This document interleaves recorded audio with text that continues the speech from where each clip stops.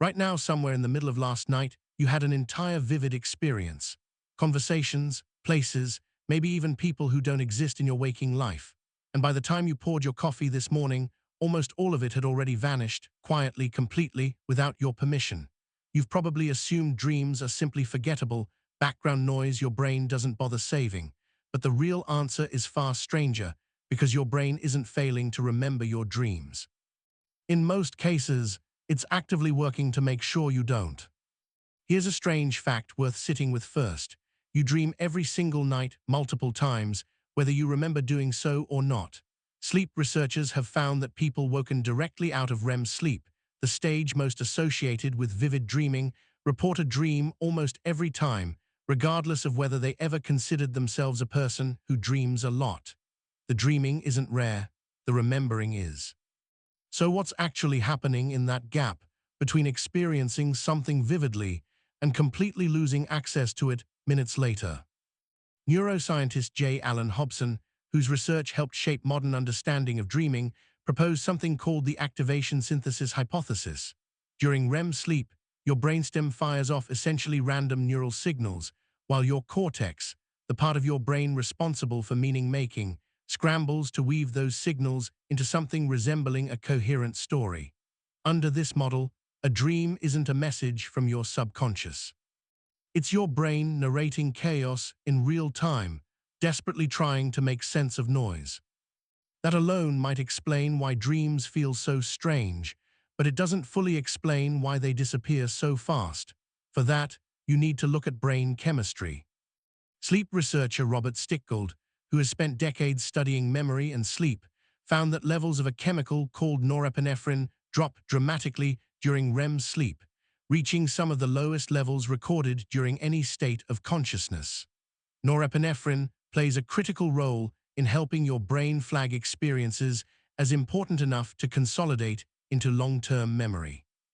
Without it, your hippocampus, the structure responsible for filing new memories, essentially struggles to properly save what's happening. Think about what that means. You're not just forgetting your dreams the way you forget where you left your keys. Your brain may be biochemically incapable of properly recording them in the first place, at least not with the same durability it uses for waking experiences. Here's the twist that makes this genuinely fascinating. This might not be an accident or a flaw, it might be functional. Researcher Francesca Ciclari, who has studied brain activity during dreaming using advanced imaging techniques, found that the brain regions responsible for dream experience are largely separate from the regions responsible for later recalling that experience. Her research suggests dreaming and remembering dreams may rely on two genuinely different neural systems, meaning it's entirely possible to dream vividly while your memory system stays almost completely offline for the entire experience. Why would evolution build a system that experiences something vivid but doesn't bother saving it? One leading idea points to what your brain might actually be doing while you dream. Rather than creating memories, REM sleep appears heavily involved in processing emotional experiences from your waking life, sorting, reorganizing, and integrating them, without necessarily needing you to consciously witness or remember the process itself. In this view, dreams might be closer to background software running maintenance on your emotional operating system, not content specifically produced for you to watch and recall. Notice how strange that reframes the entire experience.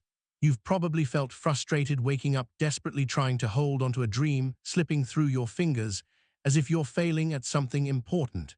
But if dreams are primarily a maintenance process rather than a message meant for your conscious mind, forgetting them might actually be the system working correctly, not a malfunction at all.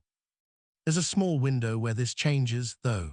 If you wake up directly during or immediately after a dream, before you move, before you check your phone, before you engage any other thought, you're briefly catching your memory system in an unusually receptive state. This is why dream journaling instructions consistently emphasize writing immediately upon waking. Even a few seconds of distraction, reaching for your phone, having a conscious thought unrelated to the dream, seems to be enough for the fragile, poorly consolidated dream memory to dissolve completely. Here's the modern mirror worth sitting with. You live in a world obsessed with capturing and saving everything: photos, messages, notifications, an endless external memory system built entirely outside your own brain. And yet, every single night, you experience something vivid, occasionally beautiful, occasionally bizarre, that your own biology deliberately declines to preserve. In an age where nothing else seems to be allowed to simply disappear, your dreams remain one of the last truly ephemeral experiences you have left, vivid, personal, and gone by morning, exactly as they were designed to be. Right now, somewhere in the middle of last night, you had an entire vivid experience that has already quietly vanished. Now you know that disappearance wasn't a failure of your memory at all. It was your brain, working exactly as intended, letting something go on purpose.